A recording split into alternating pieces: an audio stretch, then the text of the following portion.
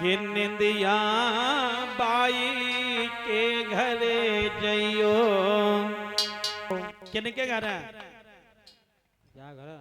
जाके घर राम भजन ना होए। लिखा कि निंदिया बाई के घरे जइयो। ठाकुर साहब और जागर राम भजन ना होए। निंदिया बाई घर जइयो जागर राम भजन ना होए।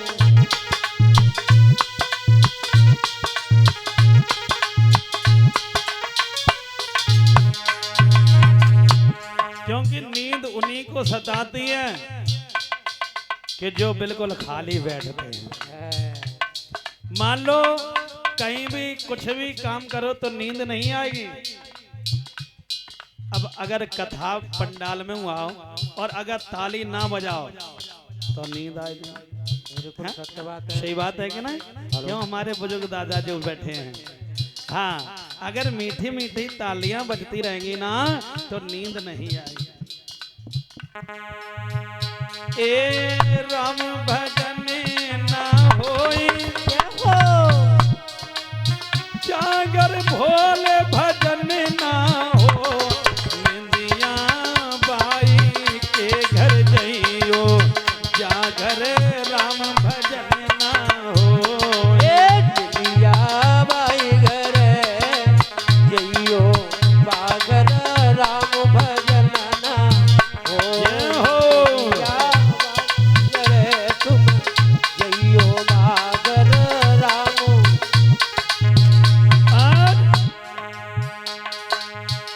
क्योंकि किसी ने कहा है क्या भूख के लिए भोजन, बड़े भैया, क्या नींद के लिए आसन। जब भूख लगी हो ना, कल मैंने बताया था, भूख लगी हो और सब्जी ना बचे तो भाई उपाय कर लियो, पेट भर जाएगा।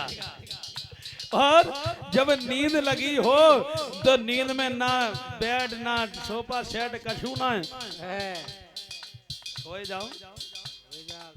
क्योंकि हम अपने ही से जानते हैं कि परसों पूरे दिन तो यहाँ कलश यात्रा में रहे, पूरी रात्रि हो गई, कथा चली थी यहाँ पर एतमादपुर, आपको बताया था लेट हो गए थे, सो नहीं पाए रात में भी, कल दिन में भी जागते रहे, समझो 24 घंटे से ज्यादा हो गए।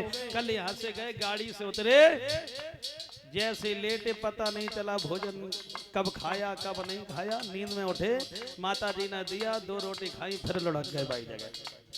हाँ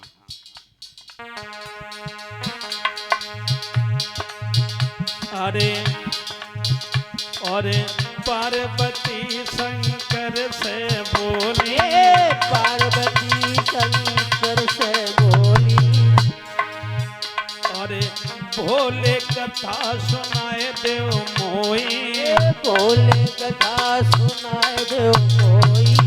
पार्वती मैया बोली भोले बाबा मुझे कथा श्रवण करा दो, लेकिन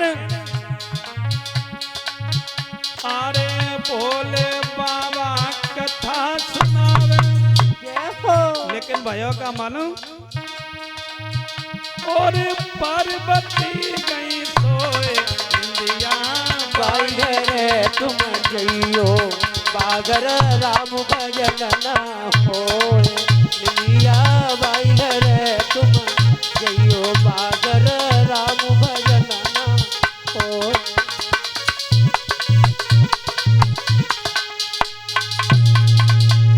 अब भोले बाबा कथा सुनाने लगे, पार्वती हुंकारा देते ही देते सोई गई, खर्राटे मारा, और जैसे खर्राटे मारे पार्वती मैया घूंघट और करे हंदी मान, तब भोले बाबा ने ना जान पाई कि जे सोए नहीं कि जग रही, जा सो जे घूंघट जा काम के होते परिश महाराज के बुराई ना मानिए, मेरी माँ हो मैं बुराई क्यों करेंगे बहना है, क्योंकि ये घूंघट इतने काम के होते हैं कि कहीं भी जाओ कथा पंडाल में बैठ जाओ और सिर को हिलाते रहो और घूंघट कर लो अंदर ही अंदर, नींद पूरी कथा पूरी बोलिए शिव शंकर भगवान की।